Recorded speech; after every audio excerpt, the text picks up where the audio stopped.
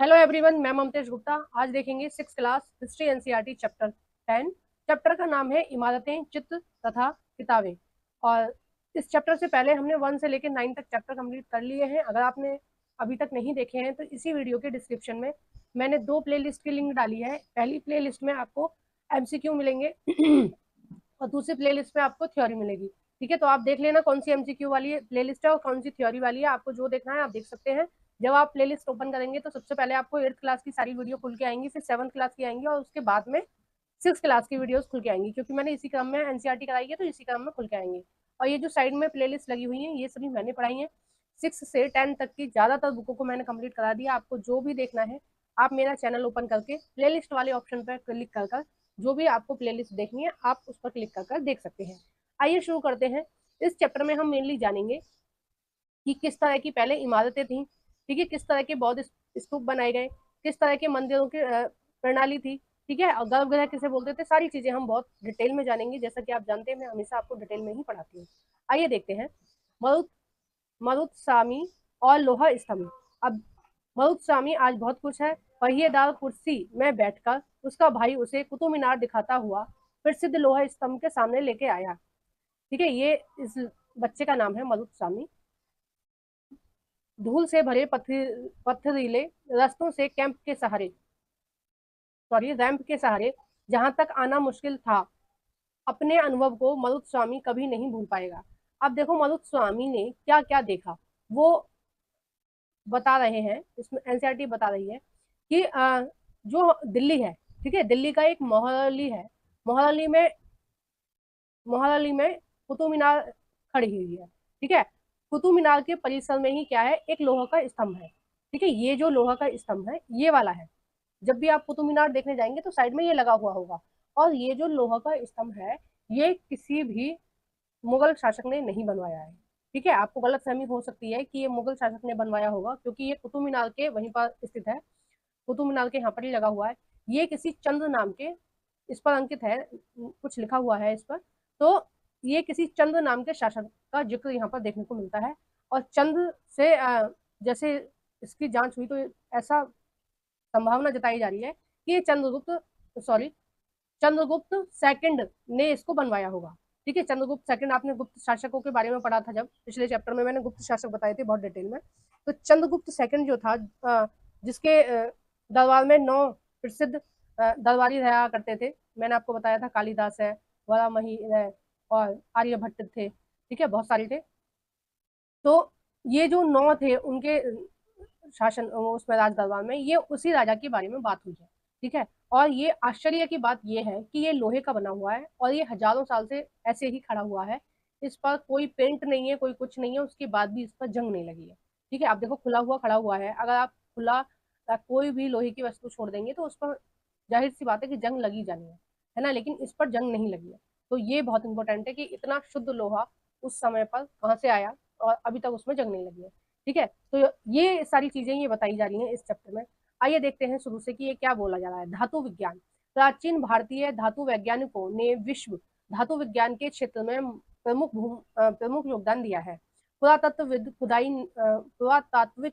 खुदाइयों ने यह दर्शाया कि हड़प्पा वासी जो थे वो कुशल शिल्पी थे, यानी कि बहुत अच्छे से उनको चीजों को बनाना आता था धातुओं की। और उन्हें तांबे के धातु कर्म या धातु शोधन की जानकारी थी, यानी कि वो तांबे की चीजों को बना सकते थे। ठीक है, उन्होंने तांबे और टीन को मिलाकर कांसा भी बनाया था। ठीक है, जहां हड़प्पावासी कांसा युग से जुड़े थे वहीं उनके उत्तराधिकारी लोहा युग से संबंधित थे, है ना। भारत अत्यंत अत्यंत विकसित किस्म के लोहे का निर्माण करता था। कोटा लोहा, पिलवा पिटवा लोहा, ढलवा लोहा। ठीक है, ये लोहे के नाम थे अलग अलग टाइप के, उनके गुणों के आधार पर ये नाम रखे गए थे। ठीक है, तो ये बता रहे हैं कि हड़प्पा सभ्यता में वो कांसा का यूज करना जानते थे, कांसे को जानते थे, तांबे को जानते थे। लेकिन हड़प्पा के बाद की जो सभ्यता थी वो लोहे का यूज करना जान गए थे। और उसी के बारे में ये खंबे के बारे में मैंने आपको बताया कि इस तरह का था। नेक्स्ट हम नेक्स्ट हम देखेंगे लौह स्तंभ। महरौली दिल्ली में कुतुब मीनार के परिसर में खड़ा यह लौह स्तंभ भारतीय शिल्पकारों की कुशलता का एक अद्भुत उदाहरण है। इसकी ऊंचाई 7.2 मीटर और वजन इसका 3 टन से ज्यादा है। देखो कई बार एग्जाम में पूछा जाता है कि जो महरौली में खड़ा हुआ है स्तंभ, है ना, लोहे का जो स्तंभ खड़ा हुआ है, उसकी ऊंचाई कितनी है, 7.2 मीटर और वजन कितना है, 3 टन से भी ज्यादा है। इसका निर्माण लगभग 1500 साल पहले हुआ। इसके बनने के समय की जानकारी हमें इस पर गुदे अभिलेख से मिलती है। इसमें चंद्र नाम के एक शासक का जिक्र है जो संभवतः गुप्त वंश के थे, यानी कि चंद्रगुप्त सेकंड का नाम हो सकता है इस पर। आश्चर्य की बात यह है कि इतनी सदियों के बाद भी इसमें जंग नहीं लगी है, मतलब बिल्कुल प्योर प्योर लोहा है, इसमें अभी तक जंग नहीं लगी है। और बहुत आश्चर्य की बात है कि 1500 साल हो गए और इसमें जंग नहीं लगी है। ठीक है, और कोई पेंट नहीं है। मैं जब कुतुब मीनार देखने गई थी तो मैंने ये लोहा का स्तंभ भी देखा था, और वाकई बहुत आश्चर्य की बात है, और बिल्कुल ठोस है, ये खोखला नहीं है, बिल्कुल ठोस है। और कहाँ से ये जो मुगल थे, मुगल शासक थे, ये पता नहीं कहाँ से इसको उखाड़ के इन्होंने यहाँ पे लगाया है, किस तरह की चीजें हुई हैं। नेक्स्ट है इसमें ईंटों और पत्थरों की इमारतें। ठीक है, ईंटों और पत्थरों की इमारतें किस तरह से होती थी वो हम देखेंगे। हमारे शिल्पकारों की कुशलता के नमूने स्तूपों जैसी कुछ इमारतों में देखने को मिलते हैं। स्तूपों का शाब्दिक अर्थ होता है टीला। ठीक है, स्तूपों का शाब्दिक अर्थ क्या होता है, टीला। और देखो स्तूप क्या होते हैं, स्तूप होते हैं मेनली बौद्ध धर्म में।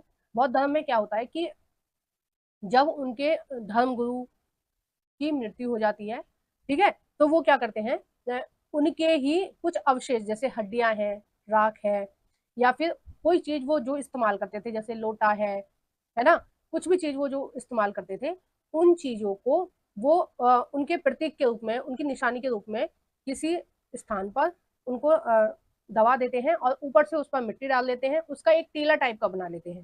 ठीक है, और वहां पर धार्मिक चर्चा या मतलब बौद्ध धर्म की बातें, ये सारी चीजें होती हैं वहां पर। ठीक है, अब आगे हम पढ़ते हैं इसमें क्या है। हालांकि स्तूप विभिन्न आकार के थे, कभी गोल और कभी लंबे, तो कभी बड़े और छोटे। उन सभी पर एक समानता है, उनमें सब में एक समान है।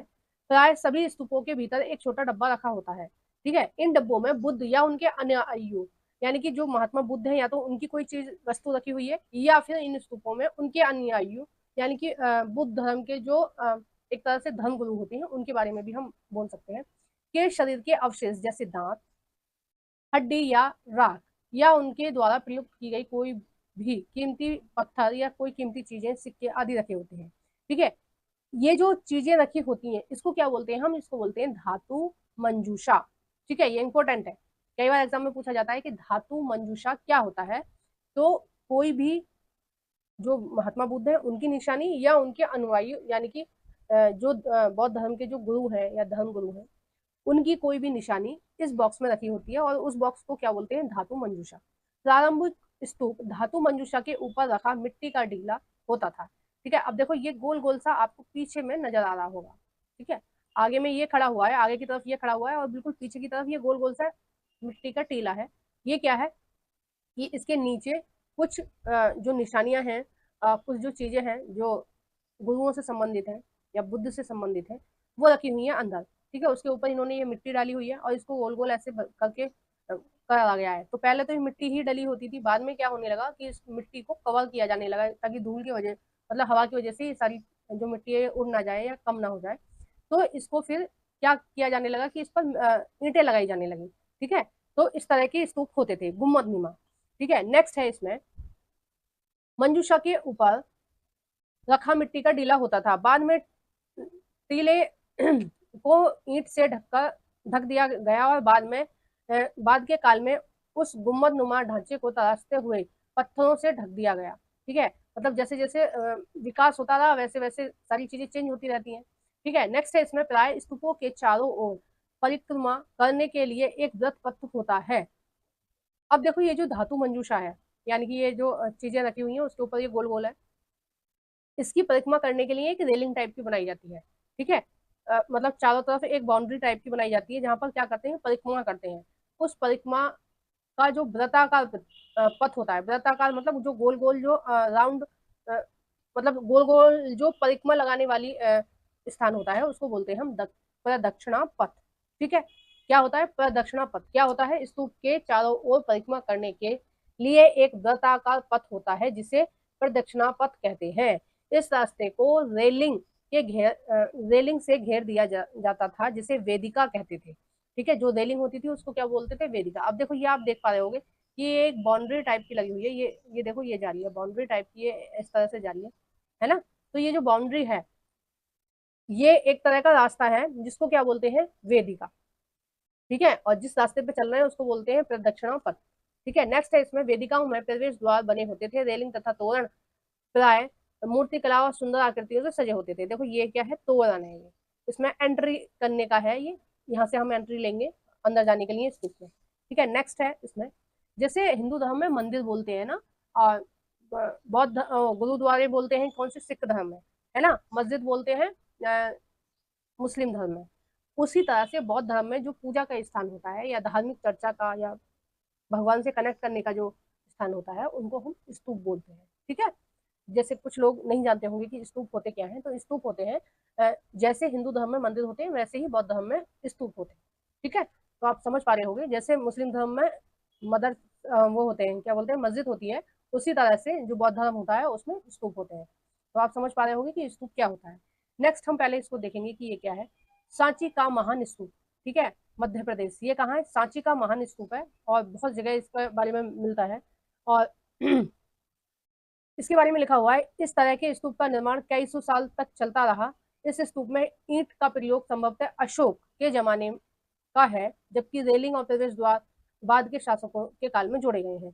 बाएं बाएं तरफ में है अमरावती में एक शिल्प आकृति, इस चित्र को देखकर आप वर्णन कर सकते हो।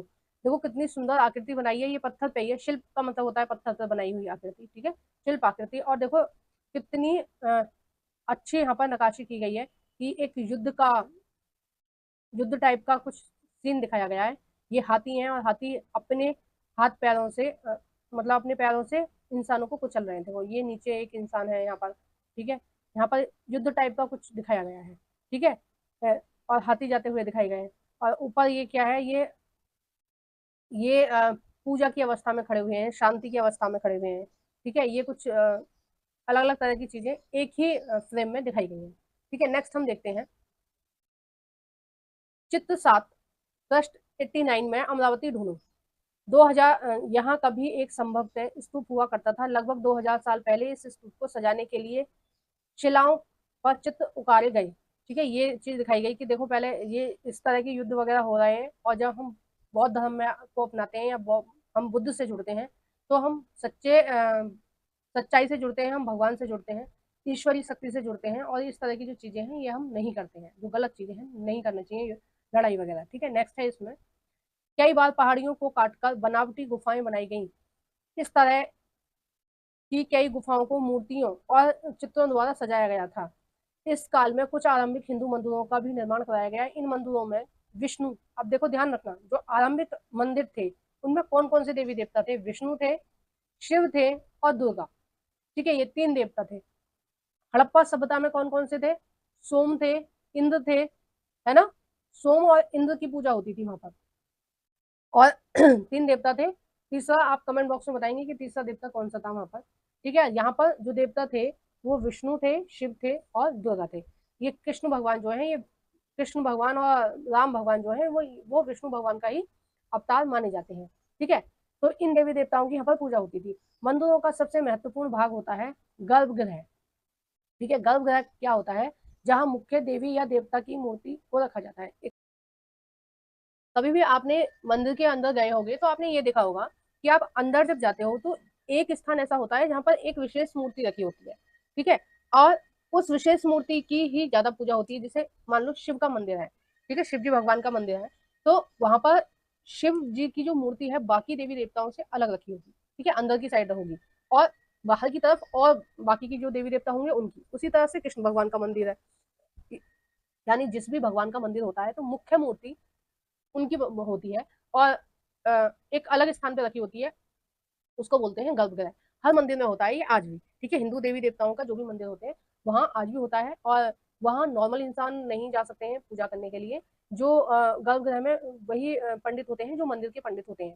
ठीक है, मतलब जो कपड़े वगैरह चेंज करने हैं, भगवान को स्नान कराना है, तो मतलब कुछ ही जो पंडित हैं वही जा सकते हैं, या जो भगवान का काम करते हैं, जैसे उनके कपड़े चेंज करना है, उनका श्रृंगार करना है, उनको स्नान कराना है, उनका भोग लगाना है, तो वही जा सकते हैं। बाकी के जो लोग हैं वो केवल दर्शन करेंगे, और जो भी उनकी पूजा आराधना है वो सब करके वो वापस आ जाएंगे। ठीक है, आप नहीं जा सकते हो वहां तक अपने पैर लेकर। ठीक है, मतलब जो मंदिर के लोग होते हैं वही जा सकते हैं। तो हर मंदिर में आज भी ये होता है। और नेक्स्ट इसमें देखते हैं क्या लिखा है। गर्भगृह होता था जहाँ मुख्य देवी या देवता की मूर्ति को रखा जाता था। इस स्थान पर पुरोहित धार्मिक अनुष्ठान करते थे। ठीक है, और भक्त पूजा करने आते थे। अक्सर गर्भगृह में एक पवित्र स्थान के रूप में दिखाया गया है। भीतर गांव, एक जगह का नाम है भीतर गांव। जैसे मंदिर में उसके ऊपर पर काफी ऊंचाई तक निर्माण किया जाता था, जिसे शिखर कहा करते थे। देखो ये जो अभी मैं आपको बता रही हूँ गर्भगृह है, आगे मैं आपको मंडप के बारे में बताऊंगी। शिखर निर्माण के कठिन कार्य के लिए सावधानी से योजना बनाई जाती थी। अधिकतर मंदिरों में मंडप नाम नाम की एक जगह होती थी, जहाँ एक सभागार हुआ करता था, जहाँ लोग इकट्ठे हुआ करते थे। देखो प्राचीन जो मंदिर की शैलियां हैं वो इस तरह की हैं। ठीक है, ज्यादातर जो अगर आप दक्षिण भारत के मंदिर देखोगे तो इसी तरह के वो मंदिर जो है वो है ना। अब इस तरह के जो मंदिर होते हैं, जैसे अभी अयोध्या में जो मंदिर बन रहा है राम भगवान जी का, अभी पूरा नहीं बना है, बन ही रहा है। तो उस मंदिर की शैली भी यही है। देखो ये जो मंदिर होते थे ये इस तरह के होते थे। ठीक है, एक होगा पीछे की तरफ, ये यहाँ एक मुख्य मूर्ति रखी होगी। ठीक है, भगवान राम का भी अगर आपने देखी होगी ऑनलाइन, ऑनलाइन आरती देखी होगी तो इस तरह का ही बना हुआ है। ठीक है, अब दूसरा जो होगा वो इस तरह का होगा। ठीक है, इस दो मतलब ये पीछे वाली जो चोटी होगी, एक मिनट ये गलती से मेरे से बन गया, एक मिनट देखो जो इसके बाद वाली चोटी होगी वो थोड़ी छोटी होगी। ठीक है, ये ये होगा मंडप, है ना, जो भक्तजन है वो यहाँ आएंगे। ठीक है, और एक होगा छोटा जहाँ भक्तों के आने की जगह होगी, और यहाँ होंगी कुछ सीढ़ियाँ, इस तरह की सीढ़ियाँ। ठीक है, कुछ सीढ़ियाँ होंगी। इन सीढ़ियों से क्या होगा, अंदर मंदिर में प्रवेश किया जाएगा। इन सीढ़ियों से अंदर मंदिर में प्रवेश किया जाता है। एक मिनट देखो इस तरह की सीढ़ियाँ वहाँ होंगी। ठीक है, अब यहाँ से आप सीढ़ियों से चढ़ के जाएंगे, सबसे पहले मंदिर में एंट्री करेंगे। ये एक स्थान है जहाँ पर लाइन आपको देखने को मिलेंगी। ठीक है, अंदर ये एक मंडप बना होगा। मंडप में क्या होता है, भजन कीर्तन या धार्मिक चर्चा या उपदेश। ठीक है, कोई भी धर्म गुरु उपदेश दे रहे हैं, लोग सुन रहे हैं। सबसे अंदर की तरफ होता है गर्भगृह। यहाँ पर मुख्य देवी देवता की मूर्ति होती है। जैसे भगवान श्री राम का मंदिर बन रहा है तो वहाँ उनके जो भगवान राम की जो प्रतिमा है वो यहाँ पर है ना। और इस गर्भगृह में ये जो एक कमरा टाइप का होता है, उसमें केवल वही जा सकते हैं जो उस मंदिर के पंडित है या जिनको ये काम दिया गया है मूर्ति का देख रेख का। ठीक है, उनको स्नान कराना है, भोजन कराना है, भगवान को जो भी कराना है वो वही लोग करते हैं जो मंदिर समिति के लोग होते हैं। ठीक है, तो नेक्स्ट हम देखते हैं इसमें चित्र 7 में महाबलीपुरम और एहोल को ढूंढो। इन शहरों में पत्थरों से बने कुछ उत्कृष्ट मंदिर और उसमें कुछ यहाँ दिखाए गए हैं। ठीक है, तो देखो ये जो महाबलीपुरम है का एकाश्मिक जो मंदिर है, एक मिनट देखते हैं कौन से चित्र में है एकाश्मिक मंदिर। देखो ये है एक एकाश्मिक मंदिर है। ठीक है, इस तरह का देखो इस तरह के बनाए गए हैं। ये क्या, ये किस तरह के मंदिर हैं कि ये एक ही चट्टान को काट कर बनाए गए हैं। ठीक है, मान लो कोई चट्टान इस तरह की है। ठीक है, अब उसको क्या कर रहे हैं, धीरे धीरे ऊपर से काटना शुरू करा। ठीक है, पहले ये वाला कोना हटा दिया, फिर यहाँ से ये वाला हटा दिया, फिर यहाँ से ये वाला हटा दिया। ठीक है, ये सारा हटा दिया, ये मंदिर बन गया। अब इसमें छोटी छोटी कुछ आकृतियां बन गई। ठीक है, फिर क्या किया, फिर इधर की तरफ आए और इसमें एंट्री करने के लिए एक द्वार बना दिया। फिर अंदर एक कमरा बनाया, ऐसे ही छेनी हथौड़े से ही इस पूरे पत्थर को तोड़ तोड़ कर। ठीक है, पूरी छेनी से हथौड़े से हटा हटा दिया, पूरा एक कमरा बन गया। ठीक है, ये जो इस तरह की शैलियां हैं, ये जो इस तरह के मंदिर बनाए गए हैं महाबलीपुरम में या एहोल में, ये सभी की सभी एकाश्मिक मंदिर हैं। एकाश्मिक यानी कि एक ही पत्थर से, और इनको जो बनाया जाता है वो ऊपर से नीचे बनाया जाता है, कभी नीचे से ऊपर नहीं बनाया जाता, क्योंकि नीचे से कहाँ से कितना काटना है आपको पत्थर का पता नहीं चलेगा। वो क्या करते हैं, ऊपर से काटते हैं। इस पत्थर को काटा था उन्होंने। ठीक है, उन्होंने क्या किया था, ऊपर से काटा था। अब देखो ये मंदिर कितना सुंदर लगेगा। देखो पहले ये चौकोर था पत्थर, मैंने आपको दिखाया चौकोर पत्थर, उन्होंने काट काट के ऐसा बना दिया। अभी इसमें उन्होंने बहुत सारी शिल्पकारी की। ठीक है, बहुत छोटी छोटी मूर्तियां बनाई, ये बनाए। और प्राचीन समय में इस तरह के स्तूप भी मिले हैं, मतलब स्तूप भी इस तरह के मिले हैं। और क्या बोलते हैं उनको, बौद्ध मठ भी मिले हैं इस तरह के, कि पूरे की पूरी चट्टान को काटकर उसमें गुफा टाइप का बनाया गया है और कई सारे कमरे बनाए गए हैं, जिसमें बौद्ध धर्म के अनुयायी जो होते थे वो साधना करते थे। कब, सावन के महीने में, क्योंकि सावन के महीने में मतलब जुलाई अगस्त और सितंबर, ये तीन महीने ऐसे होते थे कि वो एक स्थान से दूसरे स्थान नहीं जाते थे, क्योंकि ये बारिश का मौसम होता है। और क्यों नहीं जाते थे, क्योंकि बहुत सारे कीट वगैरह होते हैं वो पानी में चलते रहते हैं। ठीक है, कभी पैर पड़ने से वो मर ना जाए या किसी भी तरह का कुछ जीव हत्या ना हो जाए। और बारिश में थोड़ा चलना कठिन भी होता है, तो इसलिए वो 3 महीने क्या करते थे, वो 3 महीने एक ही स्थान पर रहकर उपदेश दिया करते थे और भगवान की आराधना किया करते थे। ठीक है, अभी देखो नेक्स्ट इसमें क्या लिखा है, देखते हैं। बाई बाएं ऊपर, ठीक है, बाएं ऊपर यानी कि ये वाला, ये क्या है, ये महाबलीपुरम के मंदिर है। ये जितने भी मंदिर दिखाए ये महाबलीपुरम के मंदिर है और ये एक ही पत्थर को काटकर बनाए गए, मतलब इसमें जॉइंट नहीं मिलेगा आपको कहीं भी, पूरे मंदिर में कहीं भी जॉइंट नहीं मिलेगा कि स्तंभ कहीं और से बना के जोड़ दिया है, इस तरह का कुछ नहीं मिलेगा। ये पूरा की पूरा पत्थर से ही बनाया गया है। और जो भगवान राम का भी जो मंदिर बनाया जा रहा है उसमें सीमेंट का प्रयोग नहीं किया जा रहा है। क्यों नहीं किया जा रहा है, क्योंकि सीमेंट का जो एज होती है वो 100-150 साल, हद से हद इतनी होती है, इससे ज्यादा नहीं होती है ना। वो क्या किससे बनाया जा रहा है, फुल्ली पत्थरों से बनाया जा रहा है, क्योंकि पत्थर चलते हैं हजारों साल, ठीक है, और भी ज्यादा साल चलते हैं। तो वो पत्थरों से पूरा मंदिर बनाया जा रहा है ताकि वो मंदिर हमेशा तक रहे, ठीक है, ज्यादा से ज्यादा समय रहे, मिलियन सालों तक रहे। तो इसलिए वो पूरा की पूरा मंदिर पत्थरों से बनाया जा रहा है, ईंटों से नहीं बनाया जा रहा है। सीमेंट का उसमें प्रयोग नहीं किया जा रहा है, सरिया का प्रयोग नहीं किया जा रहा है, जैसे नॉर्मली आपके घर बनते हैं उस तरह का नहीं किया जा रहा है किसी भी चीज का प्रयोग। वो पूरा की पूरा पत्थरों से बनाया जा रहा है ताकि वो कभी भी खराब ना हो। ठीक है, इसमें से प्रत्येक मंदिर एक ही विशाल पहाड़ियों को तराश कर बनाए गए हैं। ठीक है, किसको, एक पूरी की पूरी एक पहाड़ी को तराश कर बनाए गए हैं, यानी कि उसको काट पीट कर बनाए गए हैं, इसलिए इन्हें एकाश कहा गया है। ईंटों से बनाए जाने वाले मंदिरों से यह बिल्कुल भिन्न होते हैं। ठीक है, ईंटों जैसे नहीं होते हैं। ईंटों से बनी इमारतें नीचे से ऊपर बनाई जाती हैं, क्योंकि आपको पता होता है कि आपको कैसे डिजाइन करना है ना। लेकिन पत्थर को ऊपर से ही आपको समझ में आएगा कि ऊपर से आपको किस किस तरह से उसको काटना है। एक एक तह जोड़ते हुए उसे ऊपर की ओर ले जाते हैं, ठीक है, जो ईंटों से बनाते हैं। जबकि चट्टान तराश कर बनाए जाने वाले मंदिरों को पत्थर से काटने वाले ऊपर से नीचे की ओर बनाया जाता है। ठीक है, इन मंदिरों को बनाते समय पत्थर काटने वालों को किन किन समस्याओं का सामना करना पड़ा होगा, इसकी सूची बनाओ। दाईं ओर एहोल का दुर्गा मंदिर, यह लगभग 1400 साल पहले बनाया गया है। ठीक है, देखो ये जो मंदिर है ये महाबलीपुरम के मंदिर हैं और ये पूरे के पूरे एक ही चट्टान को काट कर बनाए गए हैं। इसमें कहीं भी जॉइंट नहीं मिलेगा, ईंट वगैरह सीमेंट वगैरह कुछ नहीं मिलेगा। ठीक है, ये सारे के सारे ऐसे ही बनाए गए हैं। और राम मंदिर को भी कुछ कुछ इस तरह से बनाने की कोशिश की जा रही है ताकि वो हमेशा तक रहे। ठीक है, अभी देखो मैं अभी आपको बौद्ध मठों के बारे में बता रही थी कि बौद्ध मठ इस तरह के बनाए गए हैं। देखो ये कभी एक पूरी की पूरी एक पहाड़ी रही होगी, है ना, क्या रही होगी, पूरी की पूरी एक पहाड़ी रही होगी, पूरा पूरा एक पठार रहा होगा। और इस पठार को काट कर पहले इन्होंने यहाँ पर एक छोटा सा बनाया होगा, फिर उन्होंने एक और कमरा बनाया होगा, फिर एक और, ठीक है, फिर ये इस तरह का ये बना लिया होगा पहले। ठीक है, यानी कि 3-4 खंबे से बना काट लिए होंगे, है ना, और एक थोड़ा सा चौक बना लिया होगा। उसके बाद इन्होंने क्या किया होगा, कमरा खोदना शुरू किया होगा। ठीक है, इस चट्टान को कमरे के आकार में यानी कि चौकोर आकार में इसको खोदना शुरू किया होगा, तो कमरे बन गए ऊपर वाले। फिर उसके बाद इन्होंने क्या किया होगा कि नीचे वाले कमरे बनाए होंगे। ठीक है, पहले नीचे वाली दीवारों पर ये नकाशी की होगी सुंदर सुंदर, और उसके बाद ये कमरे खोदे होंगे। ठीक है, इस तरह से ये बनाए गए और ये आज तक हैं, हजारों वर्षों से चले आ रहे हैं, ये आज तक हैं और ये कभी खराब होंगे ही नहीं। भाई पत्थर थोड़ी ना कभी खराब होता है ना। पत्थर तो सालों साल ऐसे ही चलता है, ऐसे ही उसकी चमक रहती है। अभी इसकी ठीक से सफाई धुलाई कर दो, ये भी बिल्कुल एकदम बढ़िया से चमक जाएगा, बढ़िया सा हो जाएगा। तो ये पहले बनाई गई थी इस तरह के। नेक्स्ट हम इसमें देखते हैं स्तूप तथा मंदिर किस तरह के बनाए जाते थे। स्तूप तथा मंदिर को बनाने की प्रक्रिया में कई अवस्था आती थी। इसमें इसके लिए काफी धन खर्चा होता था, क्योंकि जो मजदूर काम करेंगे वो तो कुछ पैसे लेंगे, फ्री में तो कोई काम नहीं करेगा। ठीक है, इसलिए आमतौर पर राजा या रानी ही इनका बनवाने का निश्चय करते थे, चाहे मंदिर हो चाहे जो भी चीज हो, स्तूप हो, उनको कौन बनवाता था, राजा ही बनवाता था। पहला काम अच्छे किस्म के पत्थरों को ढूंढकर शिलाखंडों को खोदकर निकालना होता था। फिर मंदिर या स्तूप के लिए सोच विचार कर यह तय किए गए स्थान पर शिलाखंडों को पहुंचाया जाता था। ठीक है, अब देखो राम मंदिर जो बन रहा है वो तो खैर जनता के पैसे से बन रहा है, सरकार का उसमें कोई पैसा नहीं है। जो जो भी भारत की जनता है उसने सबने दान दिया है, और किसी भी धर्म के, सभी धर्म के लोगों ने उसमें दान दिया है।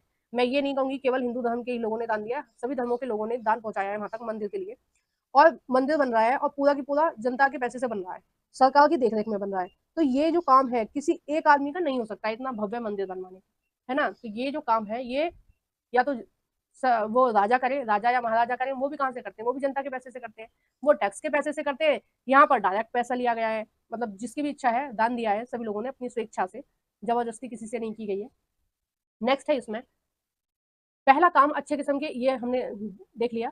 नेक्स्ट है इसमें यहाँ पत्थरों को काट छाट कर तराशने के बाद खंभों, दीवारों और चौखटों तथा फर्श और छतों का आकार दिया जाता था। इन सब के तैयार हो जाने पर ही सही जगहों पर उन्हें लगाना काफी मुश्किल काम था। ठीक है, यानी कि उनको लगाया जाता था। अब इन मंदिरों को अगर आप देखोगे तो आपको ऐसा लगेगा कि आज की जो टेक्नोलॉजी है वो डाउन है, ठीक है, आज की टेक्नोलॉजी पहले की टेक्नोलॉजी का मुकाबला नहीं कर पा रही है।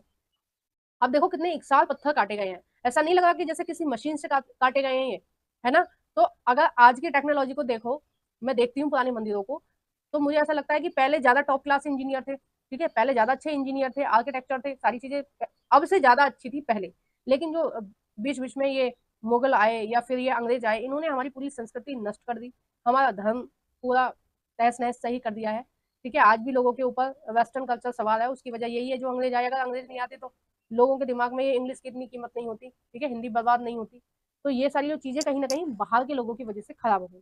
आप देख पा रहे होंगे कि कितनी अच्छी टेक्नोलॉजी थी, कितनी अच्छी चीजें इन्होंने बनाई है, ठीक है, कोई साधारण आदमी नहीं बना सकता। नेक्स्ट इसमें दिया गया है उड़ीसा का जैन मठ, एक पहाड़ी को खोदकर बनाया गया है, 2 मंजिली इमारतों में बनाया गया है, ये जो है ना ये जैन मठ है, ठीक है, 2 मंजिल इमारतों को बनाया गया है। कमरों के प्रवेश द्वारों को ध्यान से देखो, इसमें जैन भिक्षु रहते थे। भिक्षु का मतलब होता है जैन धर्म के अनुयायी, यानी कि जैन धर्म के धर्म गुरु, ठीक है। उनके यहाँ जैन धर्म में क्या बोलते हैं, उनको भिक्षु बोलते हैं। भिक्षु इसलिए बोलते हैं क्योंकि वो खुद अपना खाना पीना नहीं बनाते हैं, वो दूसरों पर निर्भर रहते हैं, मतलब वो जिस भी घर में जाएंगे भिक्षा के लिए, मतलब उनसे मांग कर खाएंगे, ठीक है, ऐसा बोल सकते हैं हम, है ना। तो इसलिए उनको जैन धर्म में जो धर्म गुरु होते हैं उनको भिक्षु बोलते हैं, ठीक है। यानी कि भिक्षा से जो भी मिलता है उसको ही ग्रहण करते हैं, खाना पीना जो भी है उनका दूसरों पर निर्भर रहते हैं, क्योंकि उनका पूरा जीवन कैसा होता है, साधना से भरा होता है, और उन्होंने हर चीज का त्याग किया होता है। तो जितनी चीजें शरीर के लिए कंपलसरी है, जैसे खाना है, पानी है, ठीक है, जो थोड़ी बहुत चीजें हैं वो दूसरों से मांग कर ही काम चलाते हैं। नेक्स्ट है नीचे राष्ट्रीय संग्रहालय नई दिल्ली में एक मूर्ति का चित्र है, ठीक है, ये एक मूर्ति का चित्र है। क्या तुम यहाँ देख पा रहे हो कि किस प्रकार की गुफाएं खुदवाई गई होंगी।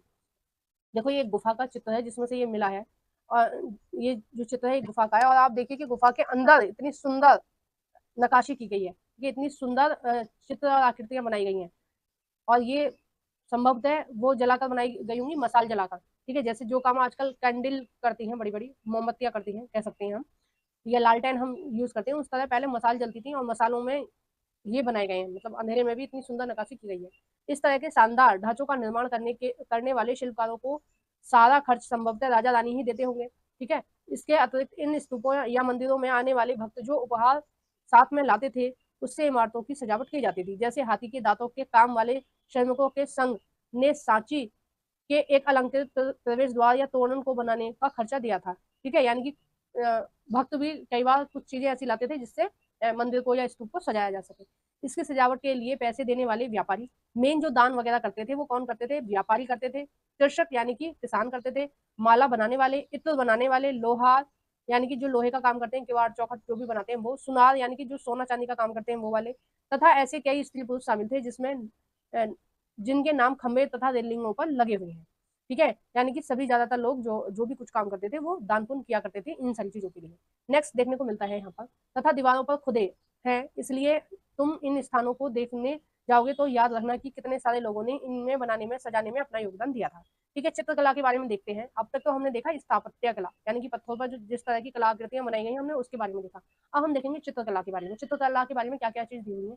मानचित्र 7 में अजंता को ढूंढो, ठीक है, मानचित्र 7 में हमें क्या देखना है, अजंता को देखना है। यह वह जगह है, अजंता की गुफाएं कहाँ हैं, ये है महाराष्ट्र में, ठीक है, अजंता एलोरा दोनों की गुफा कहाँ है, महाराष्ट्र में है। यह वह जगह है जहाँ के पहाड़ों में सैकड़ों सालों के दौरान कई गुफाएं खोदी गई, ठीक है। इसमें ज्यादातर बौद्ध भिक्षुओं के लिए बनाए गए विहार थे। बौद्ध भिक्षुओं यानी कि जो बौद्ध धर्म के जो अनुयायी होते हैं, जो बौद्ध धर्म मतलब धर्म की खोज में या भगवान की खोज में जो अपने घर को त्याग कर देते हैं, जैसे हिंदू धर्म में साधु होते हैं वैसे ही बौद्ध धर्म में बौद्ध भिक्षु होते हैं, जैन धर्म में जैन भिक्षु होते हैं, ठीक है। तो ये जो होते हैं इनके लिए विहार बनाए गए थे, एक तरह से आप आश्रम के रूप में जान सकते हैं, ठीक है। जैसे हमारे यहाँ आश्रम होते हैं हिंदू धर्म में, वैसे ही इनके यहाँ विहार होते थे। तो ये विहार बनाए गए हैं, इसमें कुछ कुछ को चित्रों द्वारा सजाया गया है, मतलब कुछ गुफाओं को चित्रों द्वारा सजाया गया है। इसके कुछ उदाहरण दिए गए हैं। गुफाओं के अंदर अंधेरे होने की वजह से अधिकांश चित्र मशालों की रोशनी में बनाए गए थे, ठीक है। इन चित्रों के रंग 1500 साल बाद भी चमकदार है, मतलब इतना सुंदर कलर किया गया है कि 1500 साल बाद भी ये कैसे हैं, बिल्कुल चमकदार है, और इनके जो कलर है वो फेड नहीं हुए।